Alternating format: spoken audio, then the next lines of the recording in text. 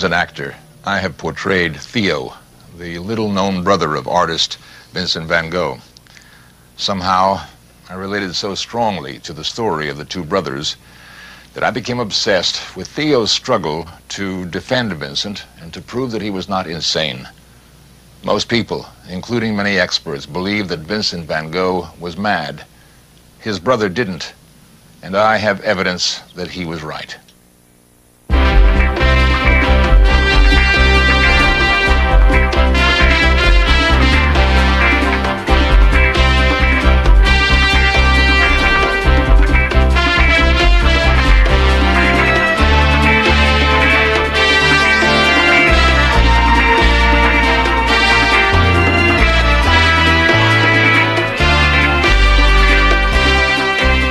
This series presents information based in part on theory and conjecture. The producer's purpose is to suggest some possible explanations, but not necessarily the only ones, to the mysteries we will examine. This, for me, is a personal search. A search for a man who painted brilliant impressions of sunflowers and starry nights. He was called Madman by many, and in fact, he did cut off part of his own ear. But was he really mad? He was born twice, and he had a deep feeling for family. Yet, he considered himself a stranger on the earth. Vincent van Gogh. Today, 14 of his works are displayed here in the celebrated Louvre Museum in Paris. In a feverish 10-year period, though plagued by illness, he turned out 1,800 pieces of work, many of which sell for as much as $1 million each today.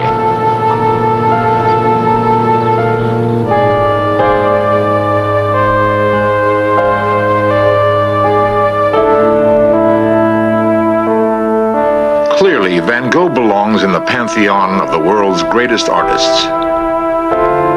How could works of such beauty be the product of a deranged mind? Vincent van Gogh, Dutchman, painter, impressionist, lover of love, God, and art, took this route to the south of France after a year of painting and studying in Paris. As I followed his trail, I reviewed my research. From collections of his preliminary sketches, we know that he studied his art logically, precisely. He was well-read. He knew 5 languages. His work was not accidental. It was an act of choice and use of skills which he had worked hard and long to acquire. For me, something here rang a jarring note.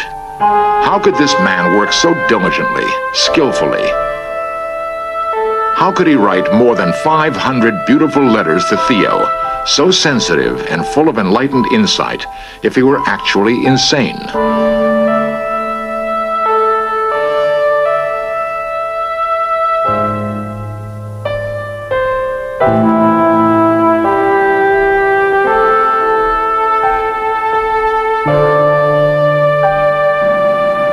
Whatever Vincent's problem was, it began to appear here in the south of France. What I hoped to find was the cause. Was it the intense loneliness? Was it the burning southern sky? Was it the maddening mistral wind, lack of proper food, or the feverish work itself? What caused the man to fall to the depths of illness and despair while his work soared to the heights of brilliance?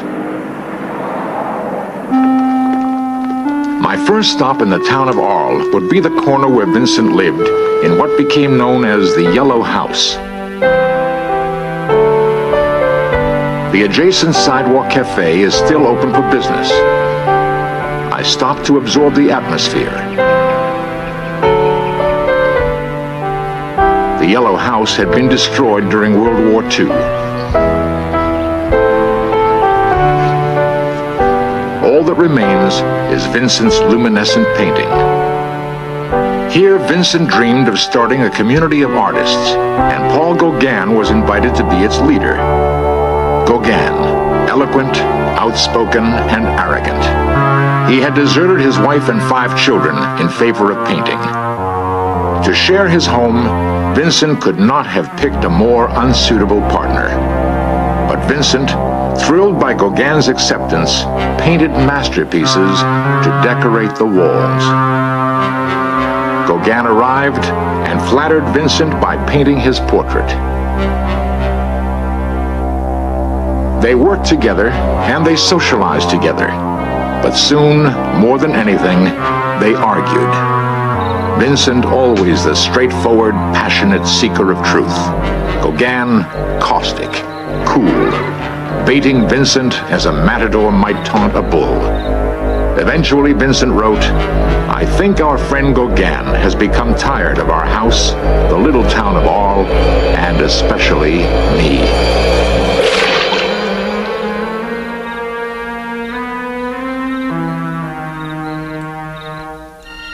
Was it the agitation of the argument? Was it alcohol? Was it illness? What triggered the famous events which followed? According to Gauguin's version of the story, he took a walk into the night. He was being followed. It was Vincent with a razor. Gauguin later reported, "I stared him down with a look." What really happened, we will never know.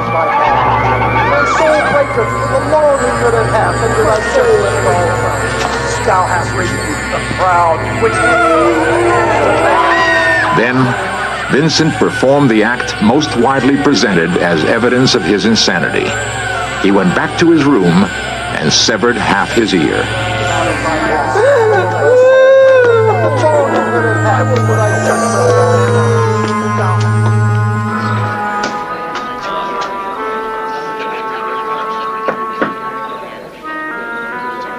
Later that night, he delivered a bizarre gift to a prostitute named Rachel at a local brothel and said, "Gardez cet objet précieusement."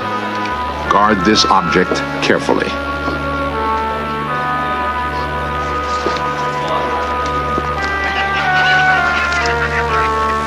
It was the severed ear.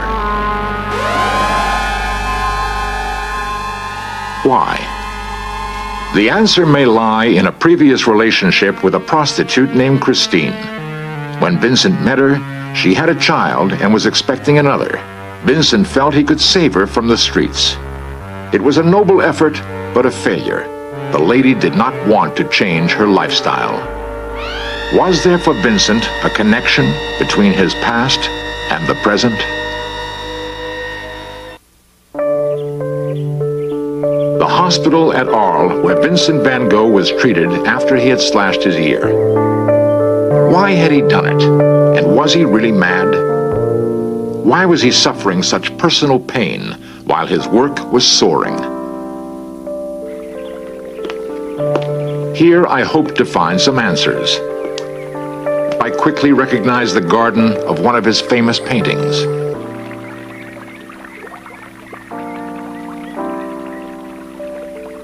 And now, the first real clues began to emerge.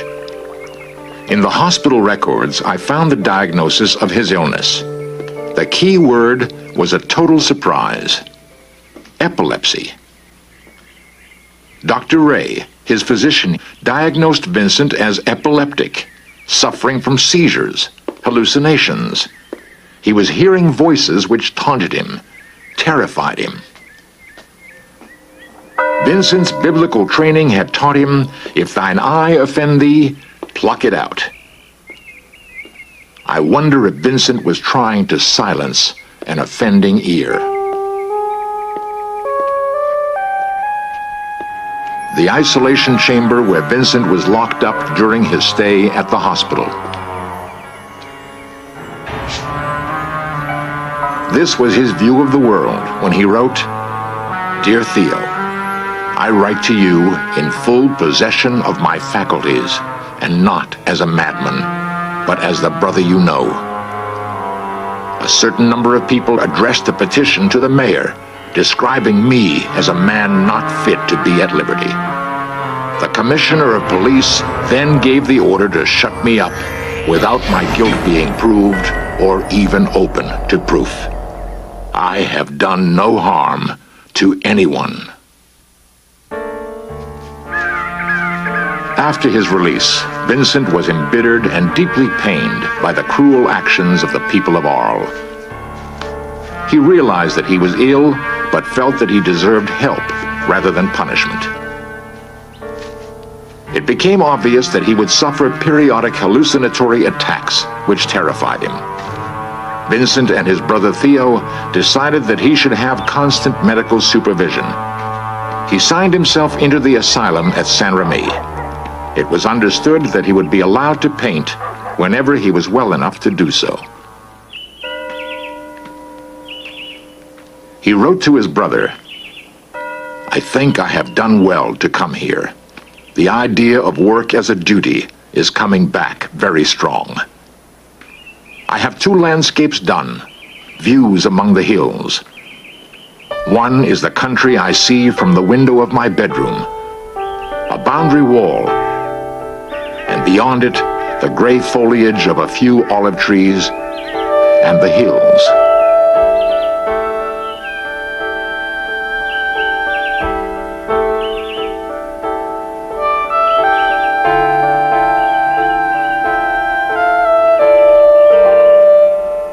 Here there are some patients very seriously ill. The fear and horror of madness that I used to have has lessened a great deal.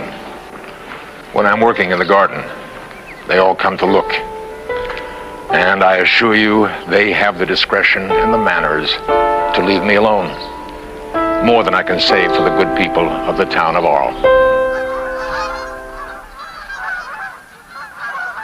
A major newspaper article now praised Vincent as the leader of the Impressionists, and one of his canvases was sold for the equivalent of $80, his first sale. He was 36. No other painting would be sold in his lifetime. The quality and quantity of his work was enormous. He captured, enhanced, and enriched whatever he saw. He said, "I feel as if nature has spoken to me."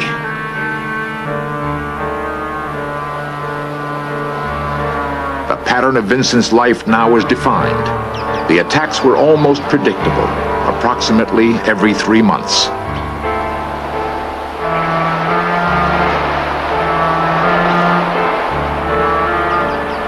They were followed by periods of recovery and feverish work. Hardly the pattern of a madman.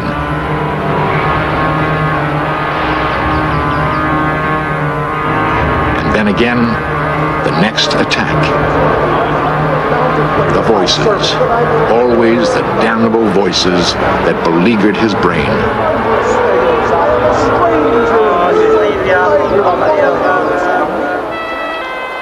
In May 1890, after 2 years in the South, Vincent's loneliness and his longing to see his brother and the North again prompted a decision to leave Saint-Remy. Before following Vincent's trail to Auvers, I had one more important stop to make. The nature of Vincent's illness was now clear. But what about his mysticism? Why did he suspect that there was another side to existence? Why did he see death as a trip to a star? Perhaps at his birthplace, I would find some answers. Certainly the family offered no clue. His father, a minister in the Reformed Church, both parents, straightforward, no nonsense, bound by tradition. No mysteries here. And yet, during his brief career as an evangelist among the miners in Belgium, Vincent preached that he was a stranger on the earth. Why? In Zundert, Holland, I made an amazing discovery. In the early 1850s, a strange ritual took place at this church every Sunday. Young Vincent van Gogh visits a grave which bears his own name. The grave is that of a brother who was still born.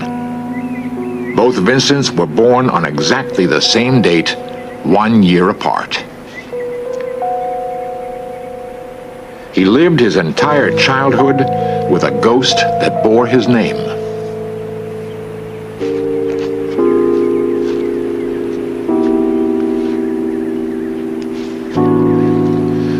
Could this Sunday ritual have planted the seeds of his mysticism?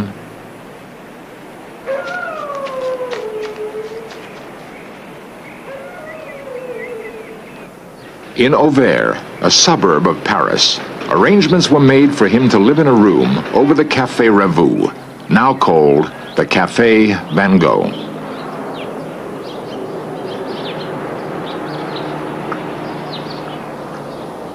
He was placed under the care of a sympathetic doctor named Gogh.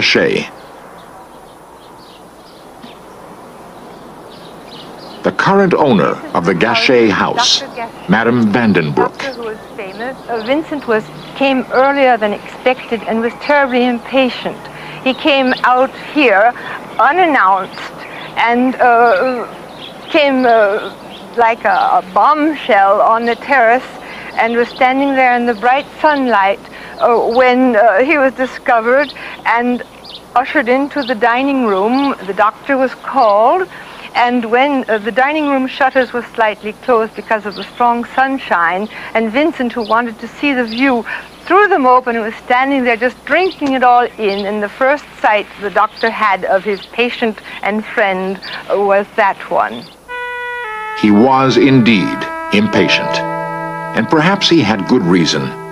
When he arrived in Auvers, he had 70 days to live. Is it possible that he knew that? In those 70 days, he turned out 100 pieces of work, as if he were in a race against time.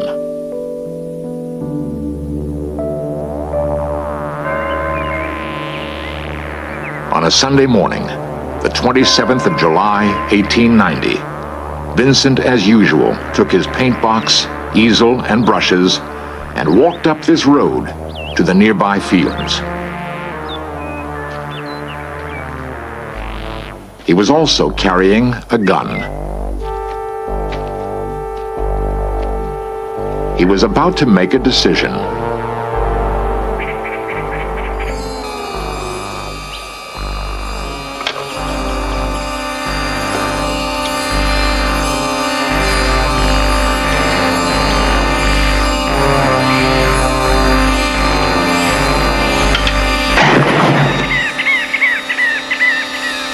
Regardless of our moral reaction to his act, it must be recognized as a deliberate choice.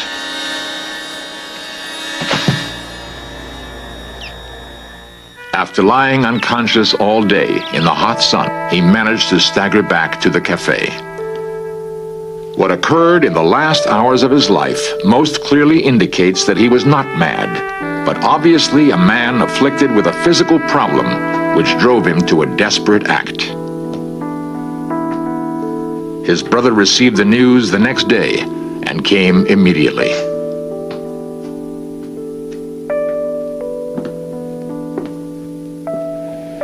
When Theo stepped into this room, he expected to find his brother either unconscious or dead.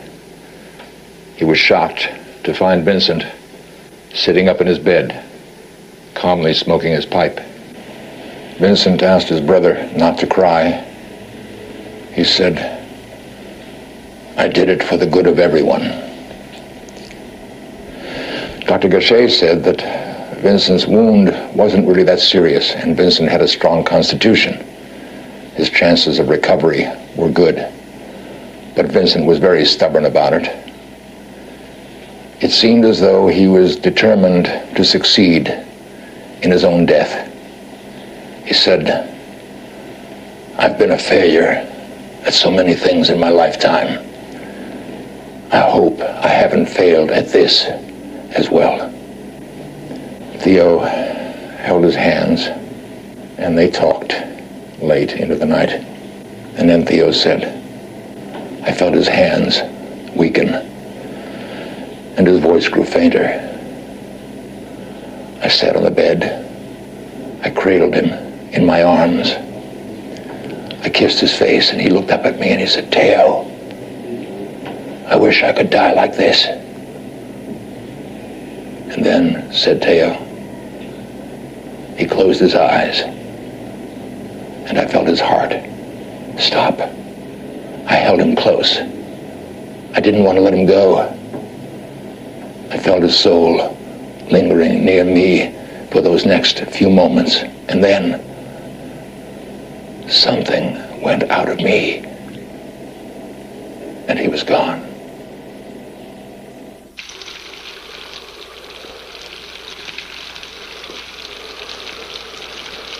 Vincent's brother Theo, his only lifelong friend and support, went into a physical and emotional decline, and 6 months later joined his brother in death.